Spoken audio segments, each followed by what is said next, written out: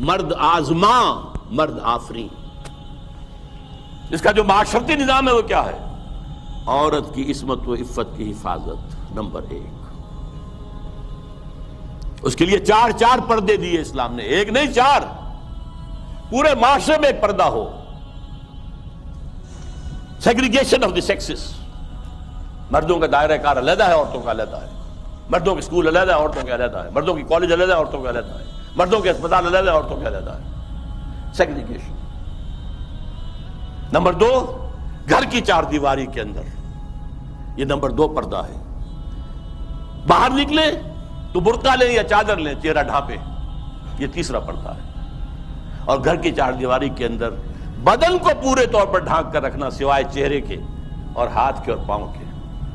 اس کے سوا عورت کے جسم کا کوئی حصہ ماں کا بھی بیٹے کی نگاہ میں نہ آئے، بہن کا بھائی کی نگاہ میں نہ آئے، بیٹی کا باپ کی نگاہ میں نہ آئے.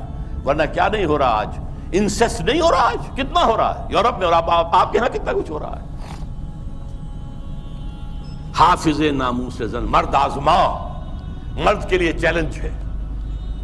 تمہارا کام ہے، معاش کی پوری ذمہ داری تمہارے سر ہے، عورت کے سر نہیں ہے.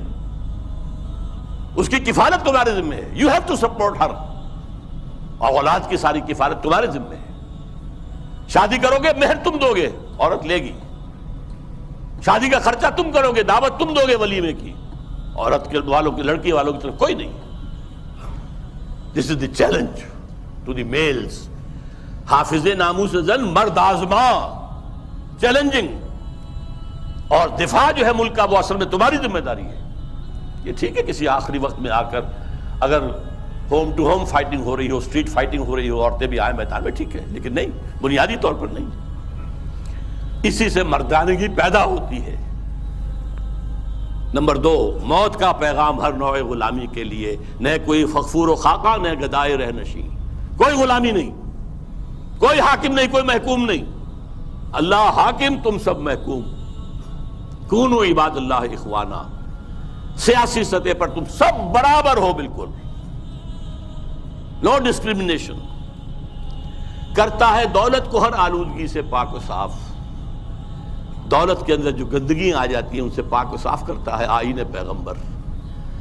زکوٰۃ بھی نکالو اس میں سے، صدقات بھی نکالو اس میں سے، پاک کرو اس کو. اور منعموں کو مال و دولت کا بناتا ہے امی. یہاں تو منعموں کر کیجئے. جن کو اللہ نے دولت دی ہے کہتا ہے یہ تمہارا مال نہیں ہے، اللہ کا مال ہے.